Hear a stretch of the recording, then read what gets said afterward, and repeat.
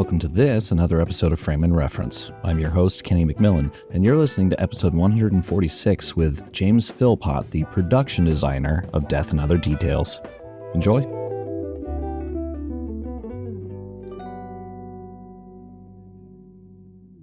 So it's a good time. Now, I will say, traditionally, this is a cinematography podcast, but I do like interviewing people who are kind of in that same sphere, so like an editor is maybe a little too far out, but certainly production design is right definitely there. Yes, I mean, definitely I work with cinematographers quite a lot, so I'm not sure if I'll be talking about cinematography, but I can definitely tell you a bit about what cinematographers like and especially like to ask designers for. So 100%. It's funny, the number of times that I have seen this was like a joke. This show's been going for 4 seasons now. And in the early days, the amount of times it would be like a DP would get an award for best cinematography. And it was like, really, it was the production design that everyone loved. And that just, everyone confuses the look of a show, like the way it physically looks with cinematography. And it's like, oh, actually, that was the DP or the production designer. Well, I'm going to I mean, it all goes hand in hand because, I mean, you can design a beautiful set, and if it isn't lit right or the cinematography, it's not going to be beautiful anymore. And it's conversely, I mean, it's a kind of a yin and yang situation when it comes to that. But I always like the DOPs to say it was because of the sets. Of course, I'm not going to say no to that. So, but I also recognize DOPs do amazing work with things too that just elevate. So there sure. But I mean, I always tell like students and stuff, especially because cameras are so accessible now. You can make incredible images with anything almost. Spend that money that you think you need renting a nicer camera or whatever on the production design and the costumes, because that's what, especially in a student setting, that's what's really going to show up versus, oh, we shot on a red. It's like, okay, you got 8K crap. Good for you. Well, I mean, that's true. I mean, the sets can make a huge difference in terms of what you see and how things are elevated. And I mean, obviously, I work really carefully with DOPs, and I mean, it is like a hand-in-hand situation. So I think it's really important to recognize that's part of your look, and also just sort of ideas of access lines and all sorts of things that it's really important for cinematographers to be aware of as well in terms of what's beautiful and how things are playing out. Yeah. Did you, have you been watching anything cool recently? You've just been working like crazy. I've been working like crazy. I mean, I have sort of different shows that I watch with different people in my household. So I have been watching, my young star likes light and kind of humorous, and we've been watching Palm Royale. So we've been watching Palm Royale. And then my wife and I just started watching We're the Lucky Ones, which is on Apple TV, the sort of Holocaust project with Joey King, which is quite intense. So those are kind of things that I've been watching in the last little while. I tend to watch 1 hour of something every day, but it takes me forever to get through series. I for the longest time was trying to do a movie a day, and my girlfriend started to get sick of it because she'd come home from work and be like, "Hey, let's hang out." I'm like, "No, hold on, I'm doing something." There's another like 3-hour movie I have to finish. Yeah. Well, yeah, I sort of it sometimes takes me a long time to get through series because, as I say, I kind of watch it with other people, and then suddenly their schedule's like, oh, I can't watch this today, and suddenly it's like weeks go by and before we see the next episode of something. I've definitely had to start. I understand not finishing a series in one sitting. That's how we've done it since forever. But I can't stop a movie halfway through. Hey, we'll pick this up later. I'm like, no, you're gonna leave, and I'm gonna finish this. I can't. We're in the moment now. Come on. Well, I think my wife and I watched The Gentleman, and I think we watched it in 2 sittings. So that kind of kept her.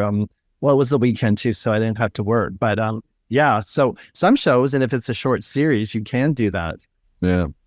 Yeah. I actually just interviewed, I believe it was Callan Green who shot The Gentleman. Well, it was a beautiful show. I really enjoyed that one. It's sort of beautiful, but it's sort of all very sleazy at the same time. Like I couldn't decide what I thought of the characters at the end of it. It's sort of, even though they were the heroes, they were kind of like, yeah, they're all kind of potentially bad people. That's classic Guy Ritchie, though, right? Like, yes, for sure. Yes, it was fun that way. I really liked that. You know what I just watched last night, actually, because I knew you were coming on, and it was a movie that I loved when it came out when I was younger, and it was fun to revisit, was The Sixth Day.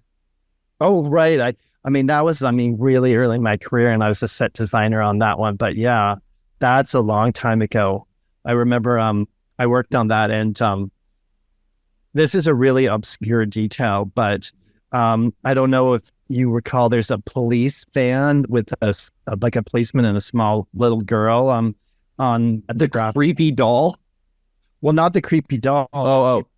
It was a little girl with the policeman. It was this really sinister picture of a policeman helping a little girl, and it was on the side of the van. And that was my daughter when she was 4 years old, and she's 28 years old now. So it's sort of like, okay. So as a set designer for that film versus a production designer, what were your kind of main responsibilities? Because you'd have to tell me, like, looking back on it, it feels like it might have been low budget, but certainly at the time it didn't feel that way. No, I mean, at the time it was actually really high budget, that show. Yeah. I mean, some of those sets were very, very expensive. I mean, I think it's just sort of, I guess, what our expectations of what things look like are different now. I mean, that was 24 years ago. So the idea of what films look like, the idea of what sort of cool, modern, and sort of futuristic look like is very different now. But I mean, what my job is that just basically it was to execute and to sort of draw and basically sort of maybe not design the sets, but to make sure the sets were properly drawn so that they could be executed by construction. And that's so really the difference of a set designer, whereas as a production designer, I come up with the aesthetics and the looks of all sorts of different things. And then I sort of task everybody to the various things and just make sure the projects are done to what's sort of in my brain. So that's sort of the big difference. But yeah, I mean, I haven't seen that for a long time, but I can sort of see how maybe it does sort of look more of its time, which because there's so much cool stuff out there now that it's really hard to keep up. Well, that was something that I was kind of laughing about was, when I say low budget, I think maybe it was just the way it was edited. It had this very early, late 90s, early 2000s cool editing style, and by cool, I'm kind of putting it in quotes, but like a little faster than maybe we would let things kind of sit now. Conversations are kind of clippy. So maybe that was what I was thinking. But like the VFX don't look terribly dated. And like, the clone room looks really cool. The clones themselves look really cool. Those clones were so creepy. I mean, I just couldn't even look at them. Like, if it was in the room, I would just if there was 2 doors at the room, I would make sure I would leave by the door that was the furthest away from the clone. I just and the creepy doll, since you mentioned it, I remember it was in our office for the longest time, and I was just like, I can't even go close to that thing. It's just so freaks me out. And people were like petting and touching it. I was like, I can't even go 20 feet near it. It's just, yeah. I remember. But it is amazing how many things in that movie kind of like versions of them now exist. Self-driving car, the OnStar being kind of a more centralized thing. Video chat, because even in 2000, video chat was not a thing. Skype, I don't even think was out yet. Well, I mean, 2000, people barely had cell phones. Right. In some ways, I just think that was the late 90s. I think a lot of people started getting cell phones in the early, like 2000, 2001 was when sort of those, not the brick phones, but, the sort of those little Nokia things people used to have. Yeah. So, yeah, the technology is so different. Obviously, back then you wouldn't be sitting here and we'd have a conversation like thousands of miles away as if we're in the same room. Right. Yeah, I remember my mom mentioned when I was having a conversation with her years ago. I think I was in college, and it was something about like, what did you think the future would be? And she was like, well, the Jetsons told us we'd be talking to each other on TVs. So when Skype came out, I thought the future was here. And it's like, no, fair enough. Well, it kind of is in a way. I mean, if you think about it, the idea that we would even like FaceTime and Skype and obviously Zoom, they were kind of for the longest time like these sort of really crazy futuristic ideas, and now they're just sort of commonplace. Yeah.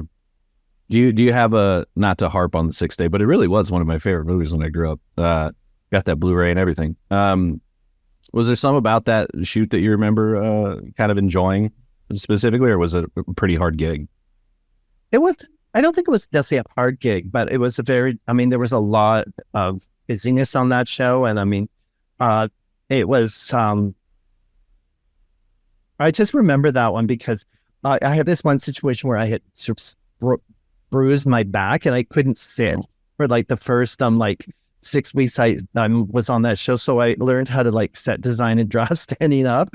And that was kind of a weird situation. And then I did sort of have a lot of colleagues who showed me how to use all sorts of different computer programs, which I still use. So it makes me really dated because I'm still using the computer programs that I learned when I was on Sixth Day. But I think it was a good project. I actually quite liked it. And I mean, some of those sets that we did, like, as you said, the tank room was pretty epic. Yeah. I mean that there was so much water in that tank room that when they went to wrap the set, the floor had depressed by 8 inches and they had to redo the floor in the stage. Jeez. So heavy. Was Hank's apartment fully built, or was that a location? I think that was a location. I know some of the evil mastermind, his office was built, and that was one of the sets that I worked on, was that. But I think the Hank's apartment was a location. Yeah. Because it was... Go ahead. No, you go ahead. Sorry.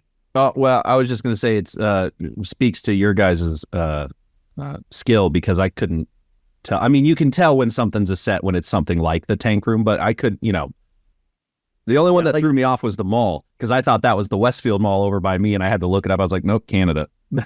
A lot of the mall stuff was done at this university campus, and some of the car chases that went down staircases was done at a local university that was kind of a famous architect design. So that was quite, and it was interesting because that campus was based on a Southern California mall system. So maybe that's why it kind of reminded you of that a lot. Well, and they had just demolished that mall over here to put a Google campus in, and then the pandemic happened, so Google backed out. So now there's just this giant, there's not even walls in it. It's just, glass and floors. And, but it had this really beautiful not open, but glass ceiling, curved glass ceiling. And so when I saw that in the movie, I was like, oh, wait, really? And no. No, but what's cool is cool. So it doesn't matter where it is. Yeah, exactly. I had seen in a different interview that you had mentioned going to your degrees in architecture. Yes. So I kind of started from that point of view, opposed to, I know a lot of people kind of come out of film school, but a lot of people in the art department and production designers, we often come from different like artistic fields, and architecture was kind of like my jumping point for working as a production designer. Well, I started as a set designer, so that was quite a very simple segue. But yeah, architecture, and I think it really influences how I design my sets for sure. Yeah, it's funny how many DPs are also either fans of architecture, went to architecture school, they're, family art, all art. There's something about architecture specifically that seems to draw the film industry to it. Well, I think it's also kind of it's sort of, I'm going to say this, and probably people who come from different disciplines are going to be really mad, but probably not. It's sort of like the kingpin discipline in the arts. Like, it's sort of very much just sort of encompasses so much different ideas of aesthetic, because it kind of goes into interior design, I mean, there's a little bit of, and it also influences like your environment, because it's all very much about making physical environments. And I think with production design, but even like with as a DOP, you're creating physical environments, and it's sort of about how the world is. And I think that's sort of what architecture is. And I think that's probably why so many people either come from that field or have great interest in it, because it's world building, and architecture is world building. And that's sort of essentially what, designers and DOPs do and directors, of course, when they're making their projects.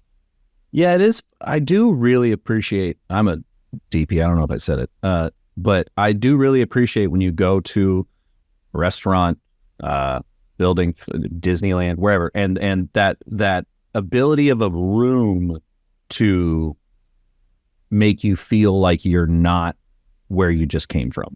Like walking into a room and feeling, for lack of a better term, transported is like very fun. That we can do that to, even with all the technology and knowledge we have, there's still something basal within us that allows us to go like, oh no, there's no laws here, or whatever. Right. Exactly. And it's also, I mean, that's sort of what, when you do a film and you're looking for locations and when it's always this sort of thing is like, okay, this space makes me feel like I'm in, I don't know, Thailand, or makes me feel I'm in LA or Vancouver, wherever. And it's always looking for these sort of architectural clues to sort of tell the audience, or else make you feel that you're somewhere else. And that's sort of kind of the architectural elements in it. And I mean, when you go to locations and get the experience that you just talked about, that's really important. Yeah. Did you, when you were studying, was there any kind of particular, I suppose, designers or styles that you were drawn to? Because for me, which will be on topic in a bit, big Art Deco fan. Not that I've studied it, but I've always just really appreciated, especially in downtown LA, there's tons of it. Well, it's interesting because I feel like when you go to architecture school, you tend to become very immersed in modern architecture, or very much the contemporary architecture of the time. And when I went to architecture school, it was, well, a few years ago. And right before the 6th day. Yeah, exactly. Well, yes, it was. So it kind of was. So here we are. So, I mean, things like deconstructivism and sort of architects like Zaha Hadid and various people like that, Frank Gehry, were very popular. And so that idea of like deconstructive architecture was really important and very interesting. And but then obviously, when you're in architecture school, you study the classic modernist masters like with Corbusier and, Mies van der Rohe and that. And you kind of develop a sort of almost a modernist and contemporary taste in that world. But I personally, because one of my other real loves is I really love history, and I really like the design styles, and I sort of, not that I would design architecturally in those styles, but I mean, it's something that I really love. So when I came into the film industry and we kept allowed to sort of work in those styles, it's really exciting. And I think it's kind of actually having those two interests has really helped me, because a lot of my work, I've done quite a bit of sci-fi and kind of futuristic stuff, but I'm now, especially lately, and particularly Death and Other Details, which was on Hulu recently. I mean, I was able to sort of really look into something much more historical, and I really enjoyed it because I mean, not only do I like the style, I also really like the periods, and it's sort of always interesting to know what is happening in people's lives and current events in these time periods, and how it influences what things look like. And so that's really interesting. I really enjoyed that. Yeah, it is funny how, NASA is the easy one to point to, but like NASA and sci-fi tend to feed each other.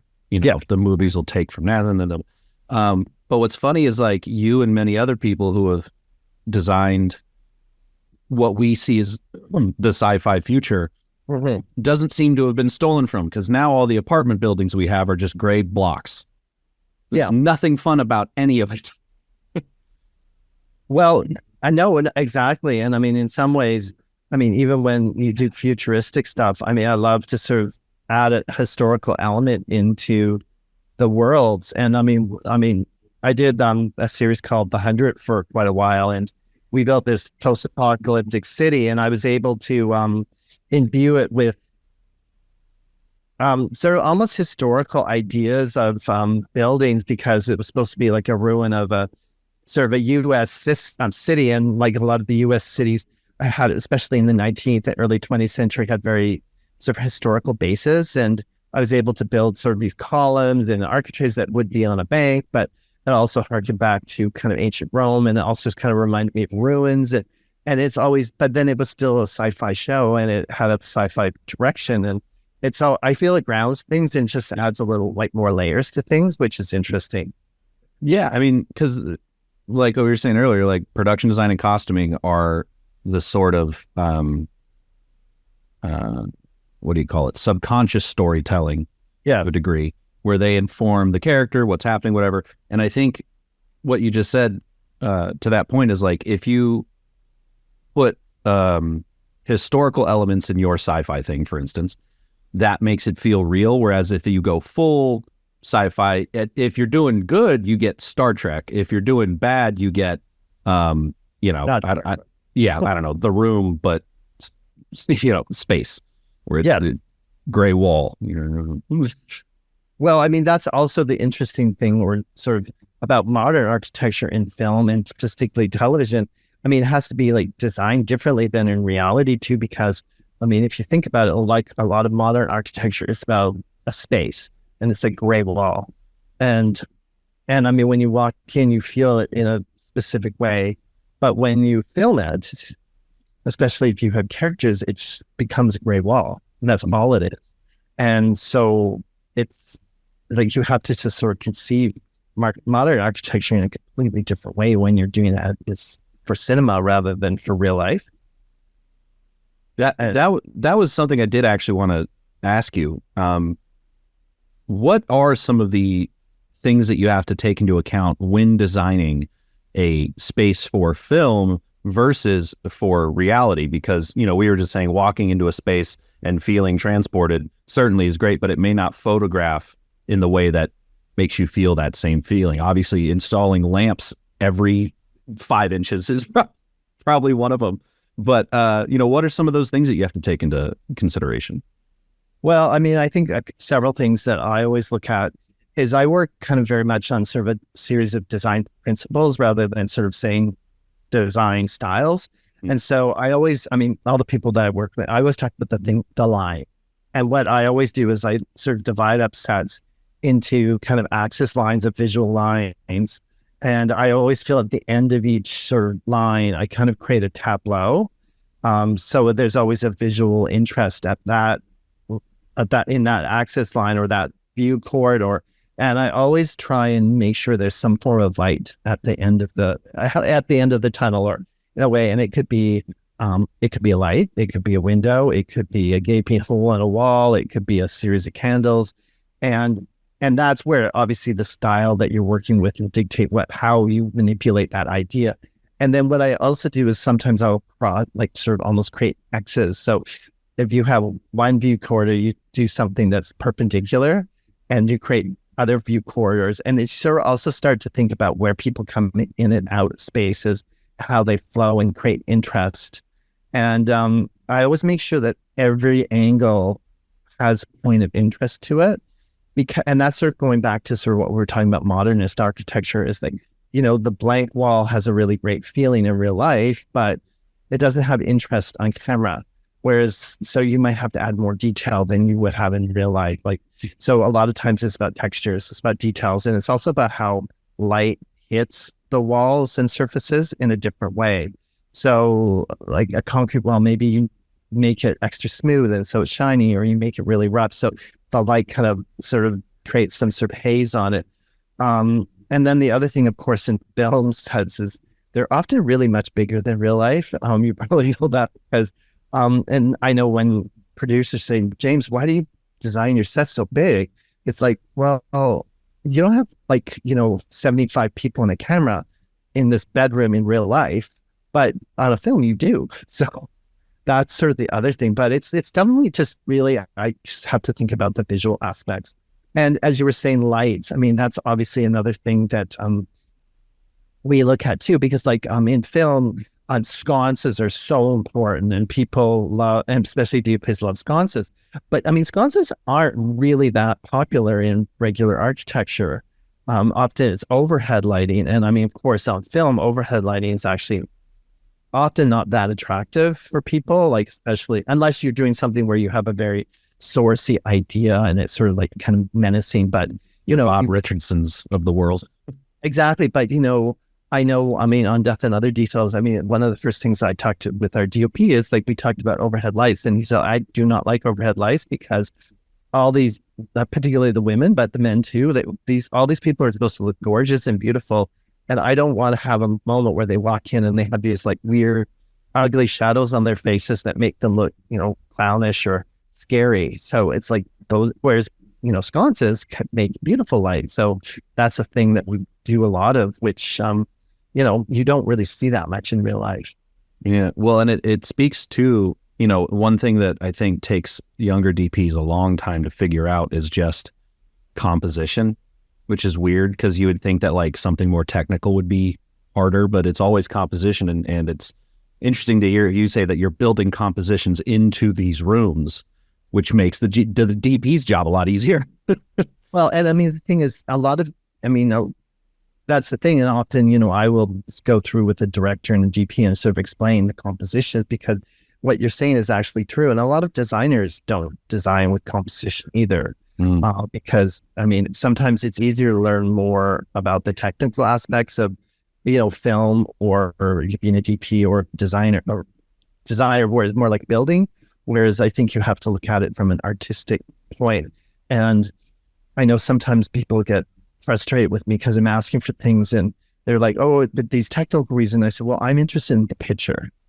And it's really is the picture that is what goes on film. And so how we get the beautiful picture is the most important part. So if we have to sort of come up with more difficult, challenging ways of doing things to get the picture, then maybe that's what we have to look at. Or maybe there is an easy way and we just haven't thought of it. But it's always trying to remember that you're making a picture. You're not sort of making a technical exercise. Yeah. The two things, I've said it, there's a few things that I say repeatedly, and it's only because I'm a simple man. But one of them is that oftentimes emotionally correct supersedes technically correct. Yes. Yes. And but also sometimes, and this is also sometimes with choices too, like there's a thing that's actually in real life and, an environment that this is real, but it doesn't emotionally evoke to the audience what it is. And often it also isn't visually interesting or whatnot. And sometimes you just sort of have to say, okay, I acknowledge what is real, but I'm going to do this instead because it tells the story better, even though it's not real.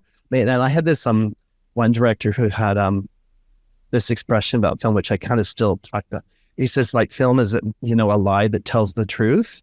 So I sort of think of that. It's like, okay, well, this is a lie, but it actually is telling the story. Yeah.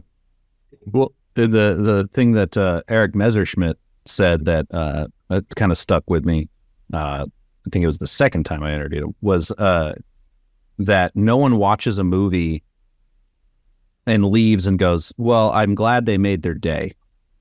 I could see that. I could tell visually that they made their day and good for them, No one cares. They're there to see the image.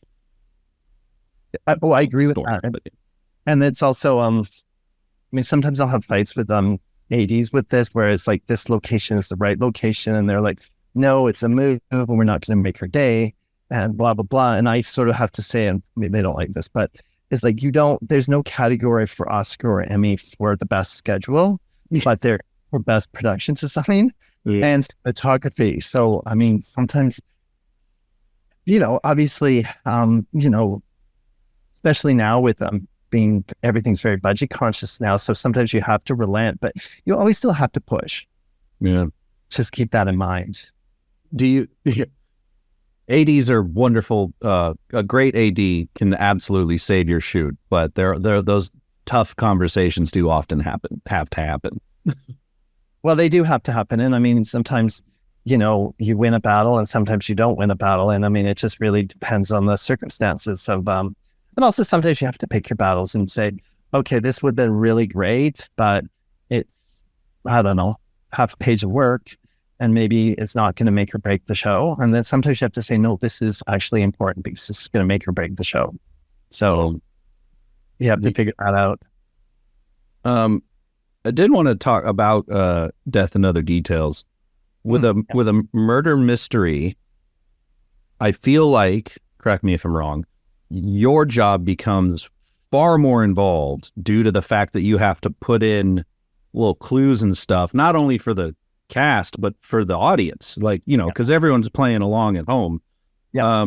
So talk to me about like kind of what those additional roles kind of were for you to make sure that everything was like consistent and not too obvious, but still there that people could rewatch and all that kind of stuff. Well, I mean, the one thing about Death and Other Details, and I mean, watching the show, a lot of it is about perceptions, and often a lot of scenes will be kind of repeated, but in different people's point of view. And there's always these small details that maybe are slightly different because it's talking about people's memories of things. Lies that tell the truth.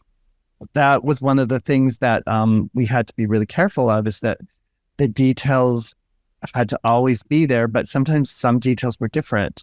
And it would be really working very closely with the writers and the showrunners to say, okay, this person remembers this in a different way. And so maybe, and I think there was a scene where like maybe they remember a shirt being green, but it was really pink, or vice versa. And so you're always making sure those details are there.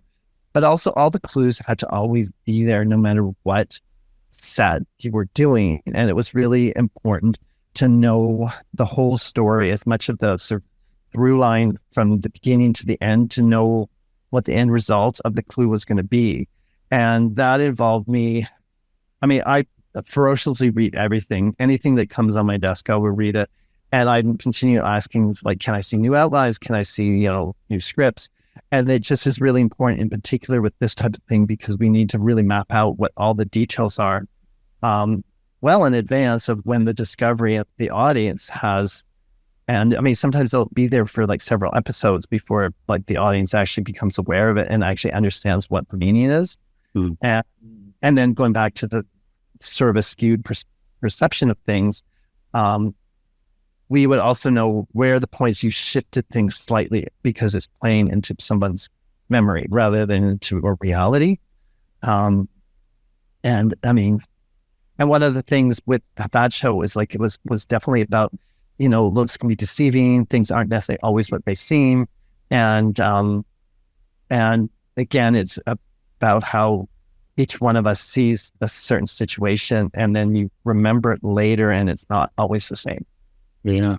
I know, pardon me. I know on Mindhunter, David Fincher had glued everything down that wasn't being interacted with for consistency's sake. Right. Yeah. We did not do that, but that sounds like a really great idea. I know. I was like, that's insane, but also kind of, that's pretty good. But how do you manage, continuity? Like, are you just, are we doing Polaroids, or do you just have a good eye for it? Is there someone that you have wrangling continuity? Well, basically, I often will have someone wrangling continuity, but we do have, we have on-set dressers that take copious amounts of photos, and Polaroids, or some of them are just regular photos. I mean, obviously nowadays it's usually digital. Yeah, I guess it's not Polaroids anymore. They don't even make the film. Yeah, that would be great. But digital pictures, it's like meticulously, and if there's any sort of lack of clarity, reviewing dailies, that's often like we would spend every day, the next day we would do all the polls of the dailies to just make sure, in case things were shifted or there was some sort of kind of a change the director or the actor needed to make, that we had the record of everything. So that was kind of what we do. And I would often have my art directors or an assistant art director would be kind of tasked to do that part. And then when we go to have to recreate it, we would meticulously sort of reference these polls that we have. That just sparked a thought in me, because I know this is the case with many other departments, but how has digital image acquisition changed the way you work versus working with film? Or has it? I don't think it necessarily has changed what I do particularly. I mean, I know obviously, well, maybe it has in a way, but it's been so long since it switched. But I mean, obviously, how things are filmed and the lighting and also the resolution of things has shifted quite a bit. And I know that things like in the early days, I felt, especially in television, kind of often were quite broad in a lot of ways, and things would fall into shadow and you wouldn't see it. But I mean, that's not the case anymore. And I feel it's really important. And that's partly why, like, I really work with just like a lot of details and sets because it really shows up. Also, it can also change when we're working with the DOPs and they sort of the lighting people. It's like the types of fixtures you get, the types of colors you pick. I mean, that's the other thing I was thinking about the other day is like certain colors used to be really, really problematic. Like for instance, red. Mm-hmm. And I mean, it been something recently where I've been doing a lot of red and I was just thinking, oh, wow, you know, like 15 years ago, this would have been just like almost impossible because certain colors would bloom too much or they bleed on camera. And they don't do that anymore. So that's sort of where things change in a big way as well. Yeah. Are your textural decisions different? I think my textural decisions are really more specific to how things are lit. But I do think textures are really important, especially now, because you can see the surfaces in a much more clear way than maybe was in the past. And I mean, sometimes if you don't want things to be very clear, like if you want things to fall away, then maybe have less texture, maybe you make them darker. But if you want it to have some sort of corporeal reality to it, then I think it's really important to sort of look at specific textures. And I mean, one of the areas where I did a lot of texture and kind of a really sort of experiment was when I did The 100. I mean, we had so many decaying buildings and things, and you know, a lot of times it used to be you would just paint it on, whereas now is you actually put a texture on and then you paint it so it looks like it's crumbling or it feels it's crumbling and it has actually a three-dimensional quality to it. So yeah, there's this need to do show and tell. Do I even have it? There's this book. Oh, where'd he go? I was given this great book. It's gone. I don't know where it went. I was given this great book it was some guy went to these like decaying buildings and just took these dead on, I think it was in Cuba. And it's just these gorgeous, well, I'll DM it to you on Instagram. It's a great book, but I just love looking at it because the textures on there like are so theatrical. And it's like this guy just found them. What's amazing how much stuff you can find. And also, when you start looking at decay, and I mean, I spent like 5 years on that series, and you sort of almost become like an aficionado on decay. Like you sort of start to look at like the beauty of this. Like there's these beautiful colors and mold and all sorts of things like that. And I mean, on that project, I kind of worked on the concept of what I call beautiful ugly, sort of that French expression. And it's sort of like, oh, there's like, it's kind of disgusting. But then when you look at it, it's like, oh, this color's nice and this color's nice. And then how it kind of blooms and all the mold spores make shapes and all that type of stuff. So it is kind of interesting that way. Yeah. You know, you a little bit ago, you were talking about color, and in the boat in Death, a lot of warmth, a lot of wood tones. Yes. How do you keep it from becoming a monotone?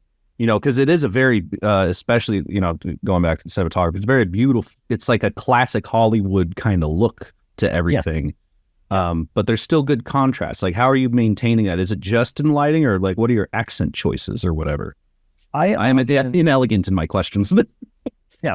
Well, I kind of know where you're going with this. So, I always do counterpoints in terms of color. So no matter what set I'm doing this, I will always do hot, like warm and cool palettes within the same space. So, I mean, for the most part, it'd be a cool palette somewhere introduced into a set. So we did play with a lot of greens because that counterpointed a cooler palette against the wood. But I mean, in this case, going with green often also, even though it's a cool color, it also has a warm quality to it. Also the play with lights and darks, even if you're all playing into warm tones, then there were some suites we did like taupes and like we did a lot of pale pinks and corals that counterpoint to the wood, but because they were different values, that it also created breakup. So it didn't really sort of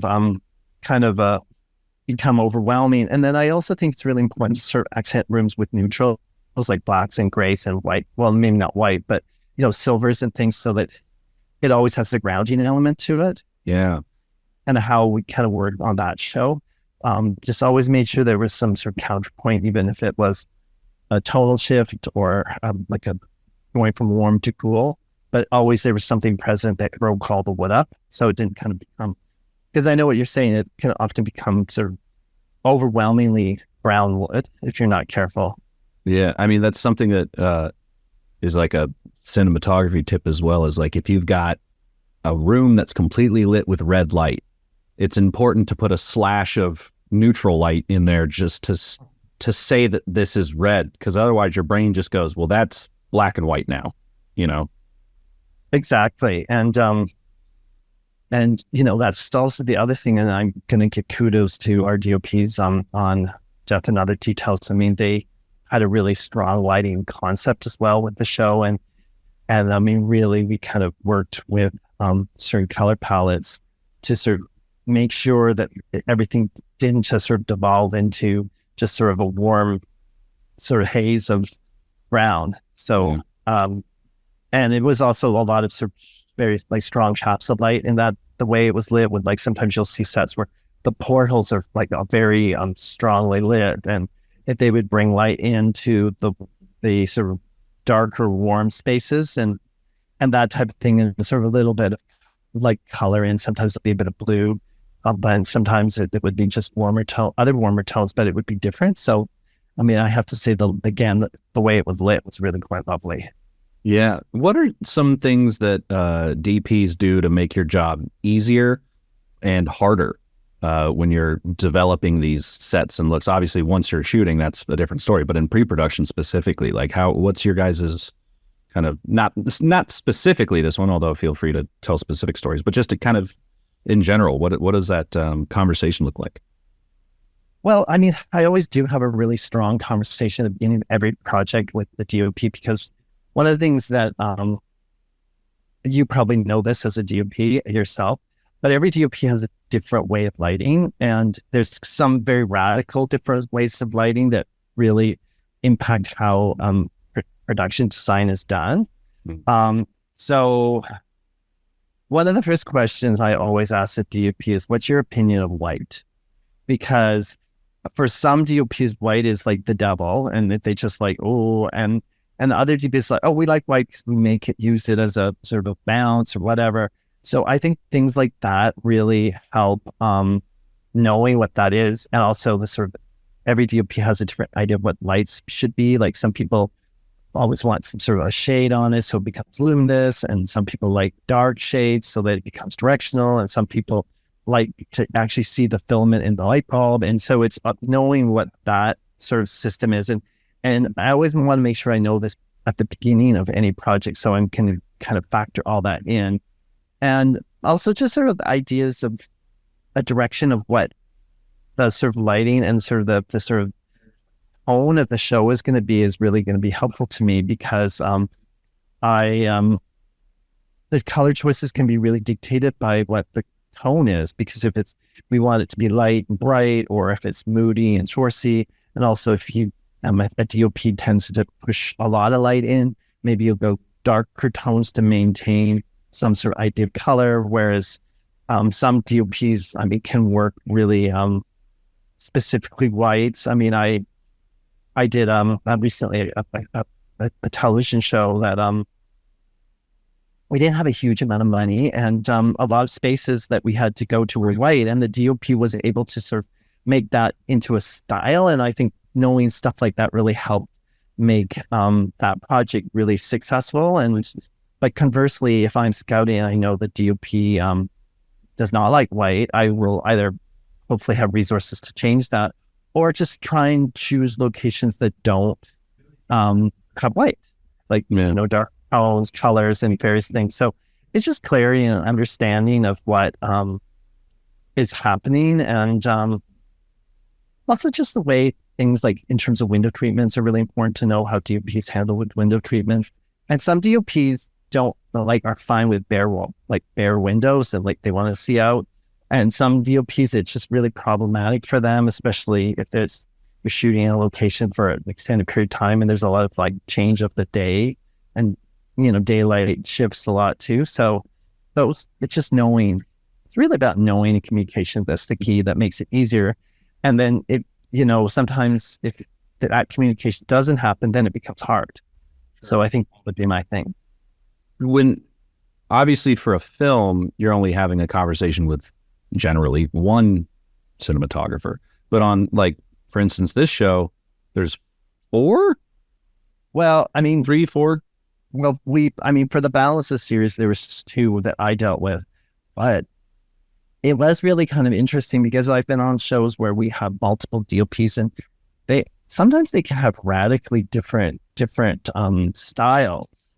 And I mean, the most extreme situation when I was on Smallville, we had a DOP that liked to see film it, and then we had another DOP who didn't. And often, even in standing sets, we would have to change all the light fixtures depending on which DOP was shooting the episode. So it's just, again, you have to know who you have. And in the perfect world, the DOPs had conversations between themselves so they can sort of basically determine what the look and the style is so that there's a consistency. And I think that's when the shows are really good, because I think sometimes if you watch a show and you can almost see which DOP did which episode. Sometimes that's not always the best, I don't think, but so yeah, it can be a challenge having multiple DOPs, but yeah, how does that affect your how does that affect your that continuity issue? If we're constant, is there a way that you're able to kind of smooth out those drastic sort of lighting or like you were saying, having to swap out fixtures and stuff? Is there a method to maintain it, or do you just kind of grit your teeth and deal with it? I think you kind of grit your teeth and deal with it, but hopefully, sometimes you do have to just say no if it's really a big specific issue that happens. But and that's also something as a designer on a television show, I'm probably one of the few people that does every single episode. So sometimes you have to be the keeper of continuity as well. So you kind of have to negotiate and sometimes say, okay, I can do this if I do this.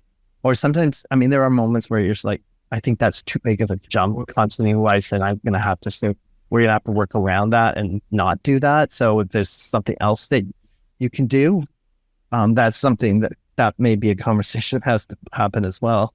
Yeah. That thought's gone. We're going to pivot. What did your, that'll happen to me probably once in an interview. What was your sort of research system like for Death and Other Details? Because I know, obviously it's very Art Deco. I heard in a different interview you did that there was kind of maybe a hard line at 1955. Even though it's a modern show, it's nothing after then.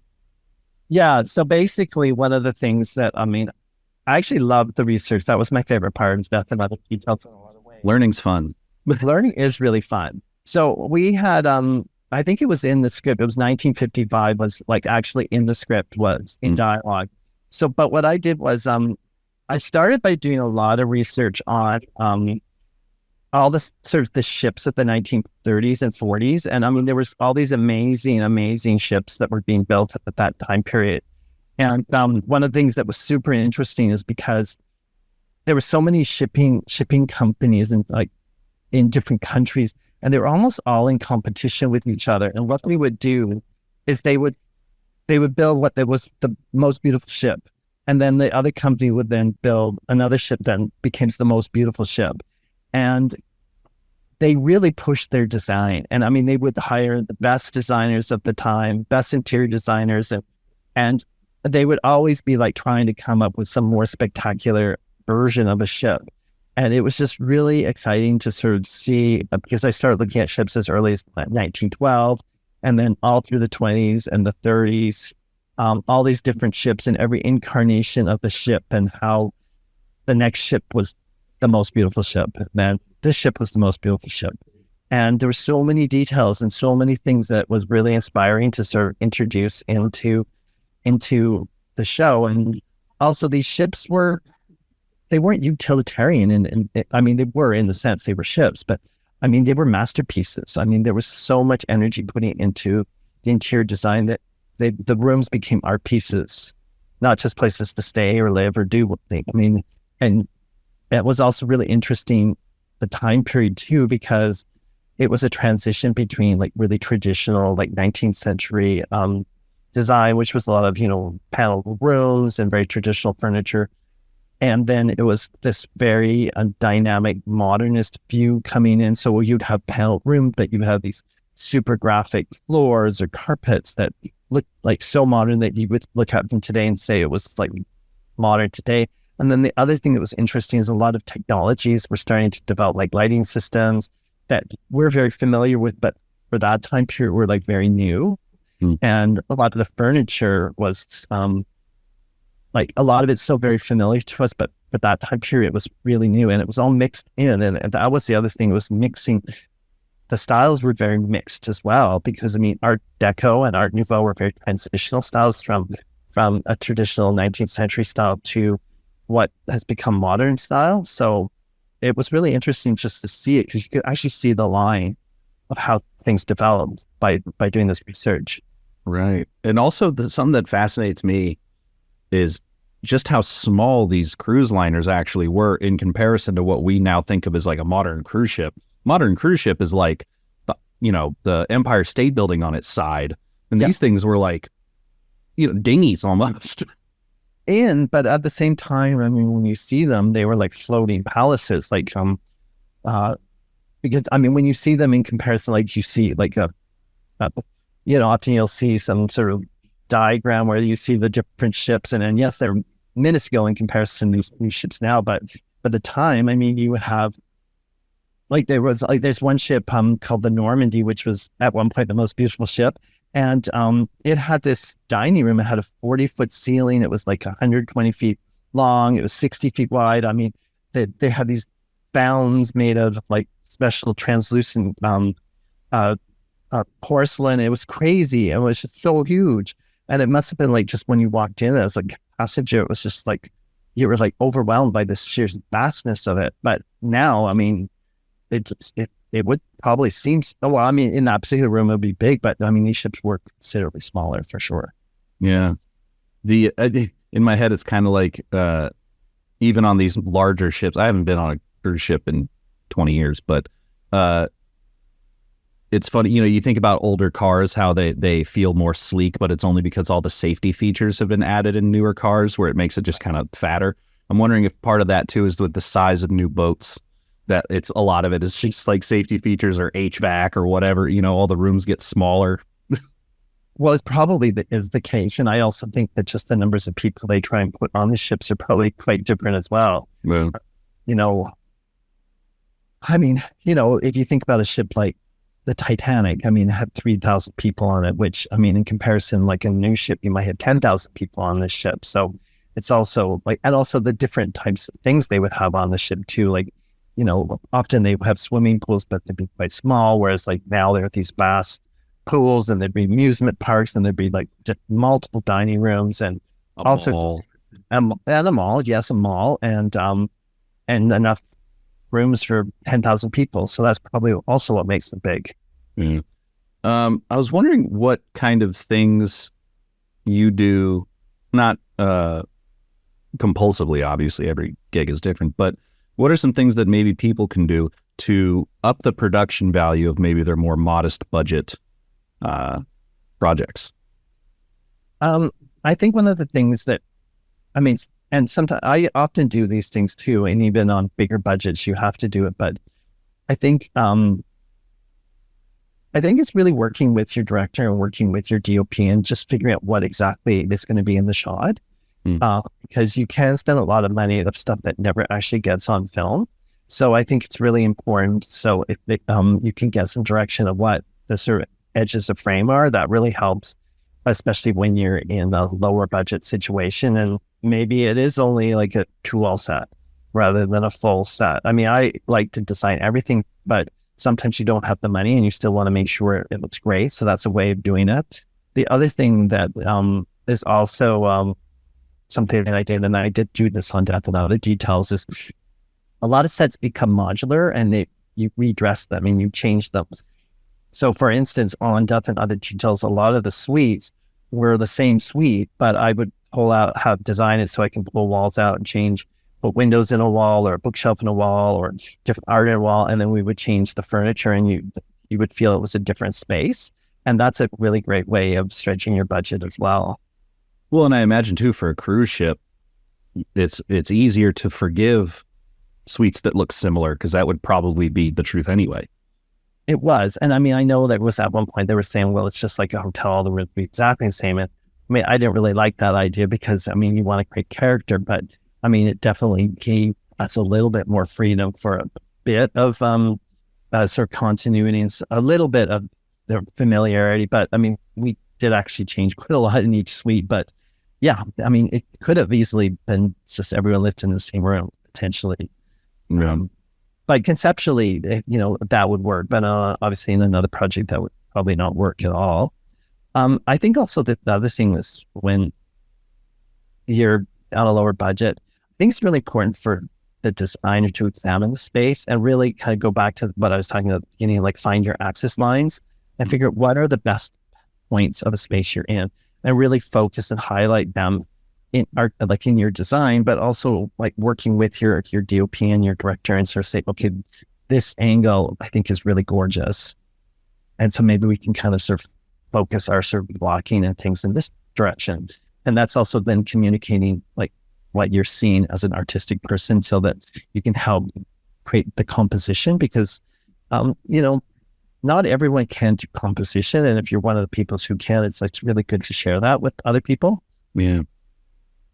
There's, it's funny. I think it was Eric again, but someone had mentioned something that once again stuck with me, which was in any given room, obviously that you haven't built, there's probably only 2 good angles. And I was just recently on a gig. It was a corporate interview thing, and we were in a conference room in a medical building, so it was just absolutely the worst. And of course, I had to do 3 interviews in there, and one of them certainly suffered. And then a little bit later, Eric told me that, and I was like, "Yep, that is my exact experience with that room." Right. Well, I mean, I think there's truth to that. I mean, depending on what the space is, and how much resources you have and how much you're going to be in there. I mean, I think part of my job is also to identify those bad angles as much as the good angles. And if you have resources, then you make the bad angles good. And if you don't, then you just make sure everyone knows maybe we don't want to shoot in this direction. We don't have. I know we're coming up on time here, and you're at the airport, so I want to make sure cognizant of that. But I did want to ask. I had heard in a separate interview that you basically demoed half of a wall of a studio. Oh yes. So when we were building our set, our outer deck set, we were on this very strange studio space that was like incredibly narrow and extremely long. It was like the stage was like 480 feet long and it was 30 feet wide. It was 51 feet high. And I'm sure we're like, how are we putting a set in here? And we have the long promenades that go along the ship. So we decided we're going to put that there. But, we still didn't have enough space, even though it was like maybe 16 or 20 feet wide. We needed to put a blue screen in there and we didn't the spill.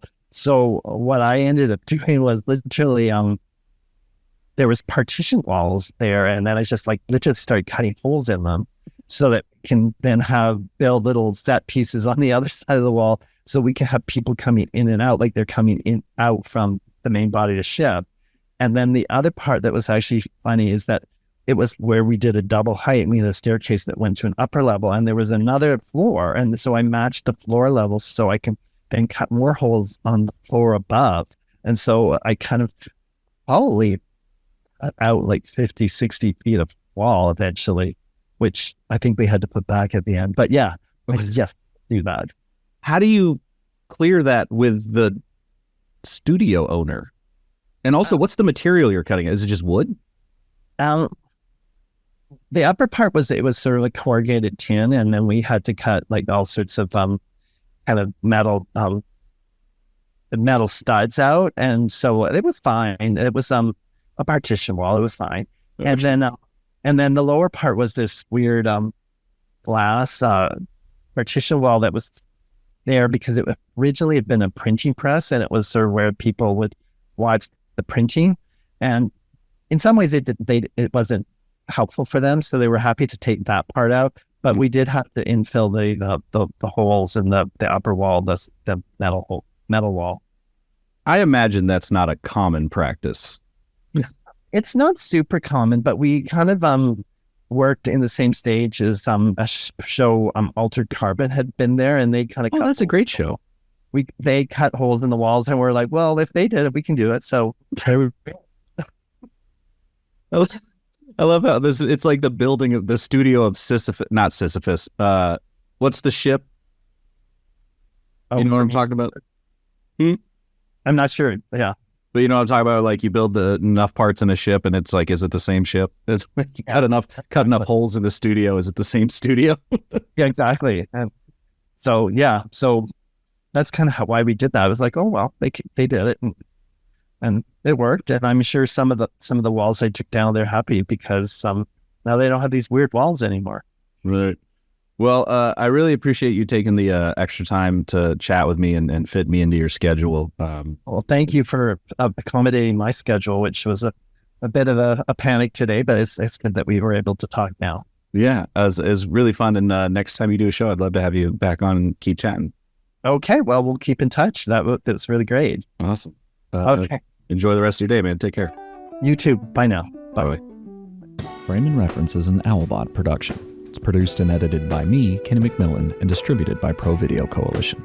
If you'd like to support the podcast directly, you can go to frameandrefpod.com and follow the link to buy me a coffee. It's always appreciated, and as always, thanks for listening.